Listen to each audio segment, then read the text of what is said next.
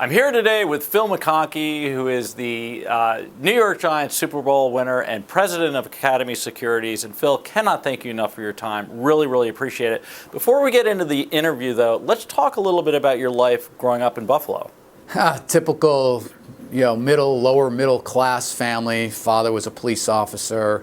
Worked 3 jobs to provide for us. Insisted that my sister and I go to private schools.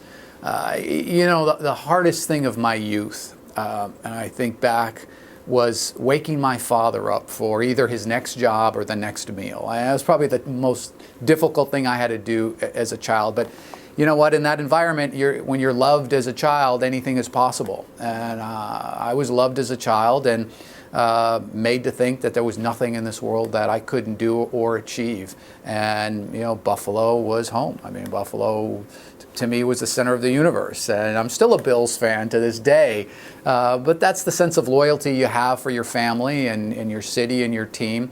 It was a wonderful time and place to grow up. Tell us a little bit about your experience at Annapolis. Going to Annapolis at that time, different than this time. This is 1975. Vietnam was barely 2 years over with at the time. The military was not very popular. Wearing a uniform was not cool.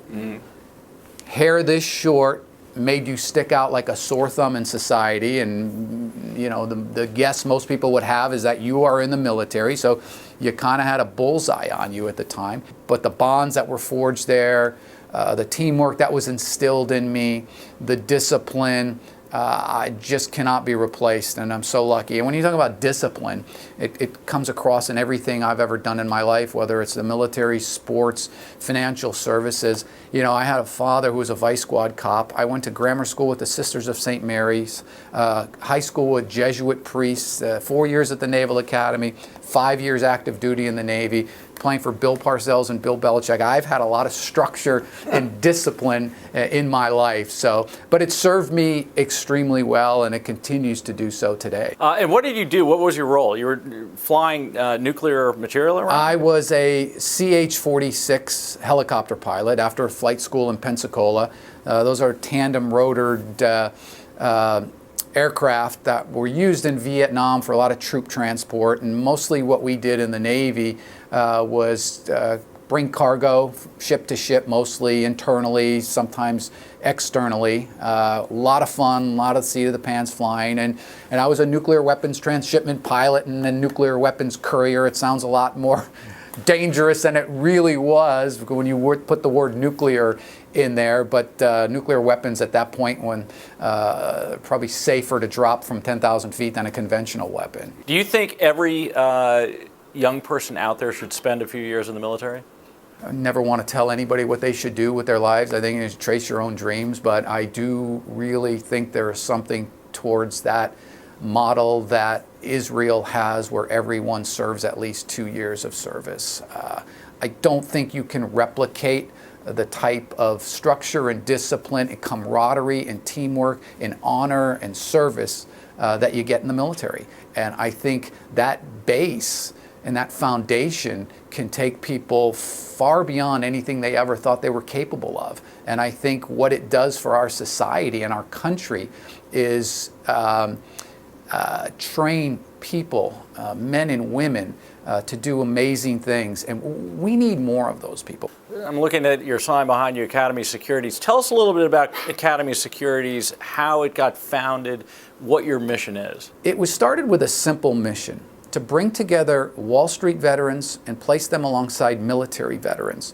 We thought that combination would be able to extract more value for our clients. Instead of it being additive, 1 + 1, it equals 6. When you bring together a Wall Street veteran with those experiences and networking capabilities, teaching the military veterans the ways of financial services, and then on the opposite side, it's the military veterans bringing the best of the military culture to financial services in Wall Street. And what is that? What is the military culture? Well, it's honesty, it's integrity, it's loyalty, it's teamwork, and oh, by the way, service. We're in a service industry. Who knows more about those qualities than military veterans? So when those qualities and experiences come into helping our clients, it really resonates. We're adding value. So it's been an incredible run for us. We continue to grow.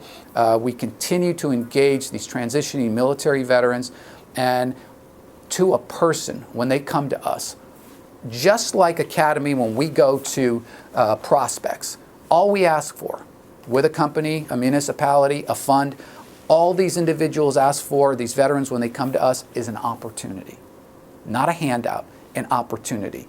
Give us a shot. We'll work harder than anybody else to prove ourselves and to add differentiated value to the customer. Same thing with the military veterans. We're not going to, we're a small company growing. We'd like to be a bulge bracket investment bank, broker dealer at some point, but we don't have the resources that the big banks have.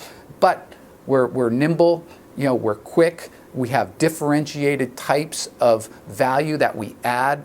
We've got 8 or 9 senior level retired generals and admirals.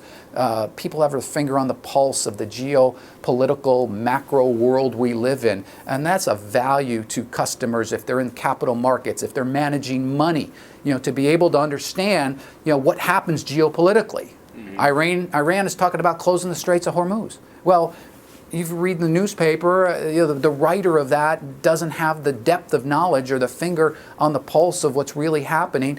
And our generals and admirals can explain this in a way to help people in financial services as they manage money, as they go to market, those kind of things. And that's differentiated. The banks don't provide, that level or that type of research. So those are some of the things, that we're doing to differentiate ourselves, to add value in everything we do. In terms of disadvantaged firms, there are a lot of them out there.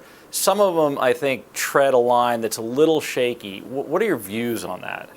All I know is, and what I can control or we can control, is Academy Securities. And I know what the federal government has done. We're the only firm that has a federal, state of California, state of New York, a few other states designation, along with being a minority business enterprise. What those entities have done to prevent, say, some Wall Street guys taking advantage of a disabled veteran. You grab somebody, and we're a disabled veteran firm, and the Wall Street guys are making all the money and doing nothing really to advance the cause of disabled veterans. The stipulations and the requirements are quite stringent.